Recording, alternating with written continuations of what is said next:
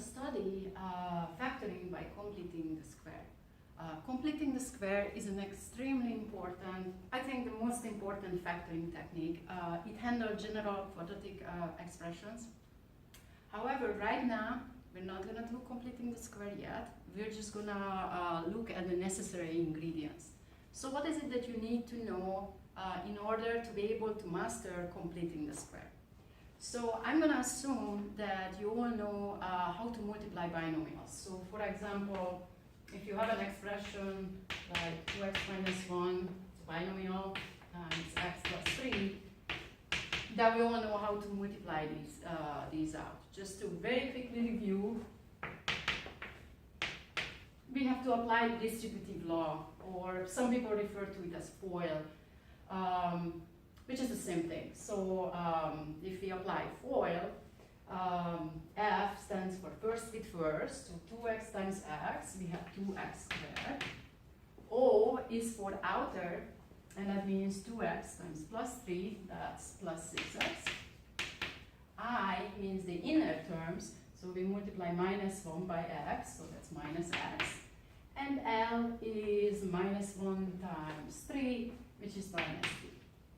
So we apply the distributive law, but we are not done yet because we need to combine like terms. Usually F and L are kind of loners.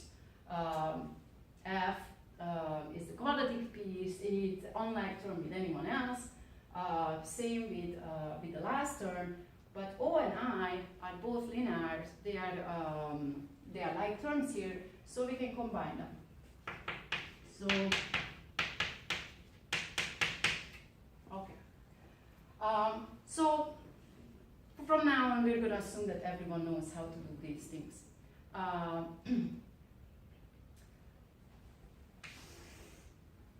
Going towards all the ingredients for completing the square.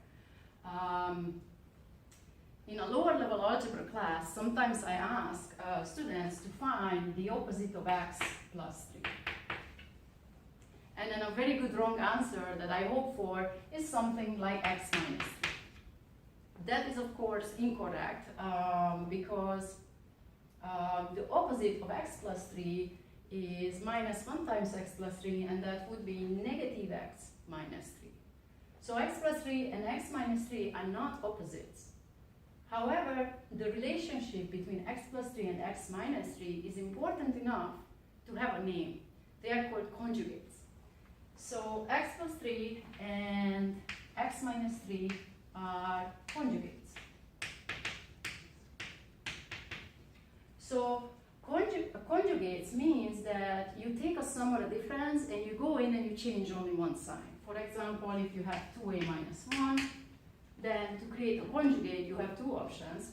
2a plus 1 is one of them, or you can change the sign in front of 2a and then minus 2a minus 1. So it's sort of like messed up opposite. Those are conjugates. So, as it turns out, conjugates are very, very important. They are very useful for us. Let's see a few examples.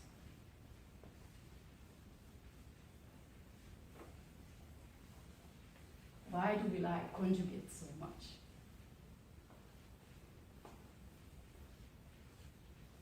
So let's look at x plus 5 and its conjugate x minus 5.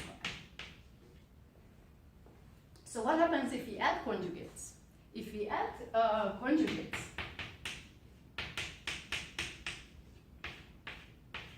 of course the parentheses are extra here. This just emphasizes that we're adding two algebraic expressions. But when we want to actually add, we just drop the parentheses and combine like terms. Now, because we are dealing with conjugates, x doubles up and 5 cancels out. So we're left with 2x. So that happens when we add. What about subtraction?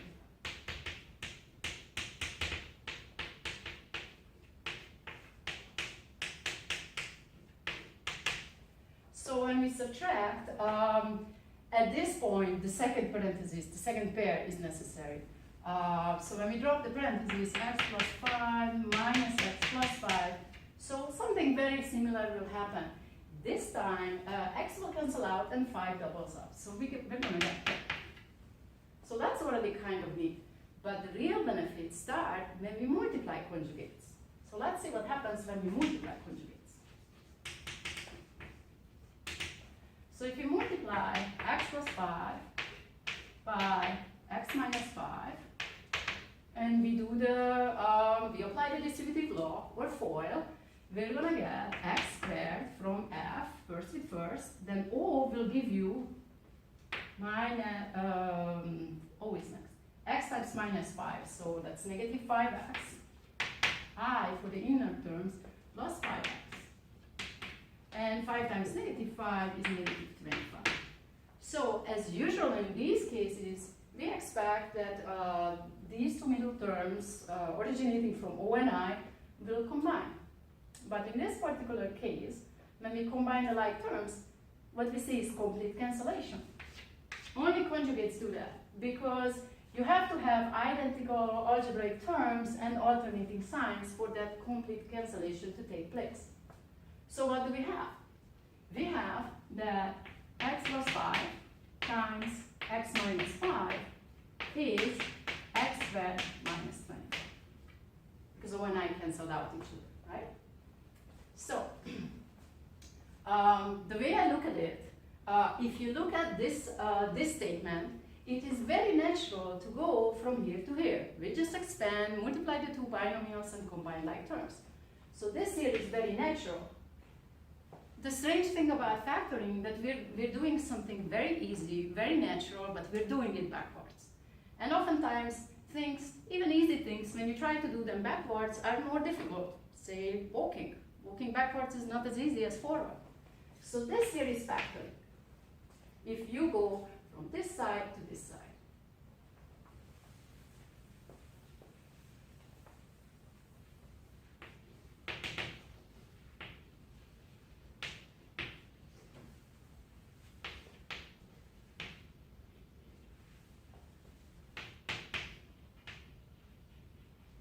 So the difference of squares theorem states the following.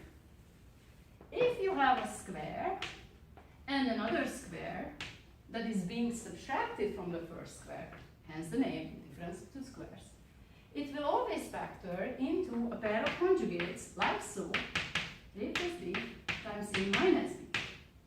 How would we prove this statement? Well, we would just expand this side and we would find that, again, the middle two terms cancel out and we're left with a squared minus b squared. But at first, it's difficult for students. This way is really easy, but this way it's kind of strange. You kind of have to be an expert in multiplication to sort of always see that. But that here is basically the core of what is incomplete in the square. So we have to know that. Let's see a few examples. For example, x squared minus 9 would always factor via the difference of squares theorem as x squared minus 3 squared. This will factor as, so the two creatures that we're going to use to concoct our conjugates are x and 3. We add, we subtract. X plus 3, x minus 3. And until you become an expert, you should probably check via multiplication back. Because these are kind of strange statements at first for students. Okay, so the difference of squares theorem is one of the ingredients that we need to know. The other thing that you need to know is just the concept of a complete square. So a complete square is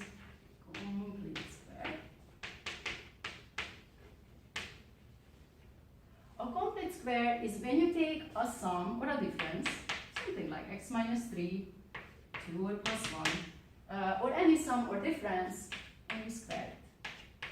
That is a complete square. Okay.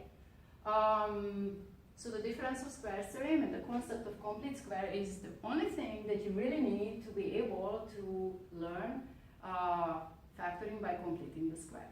So I'll see you in that next video.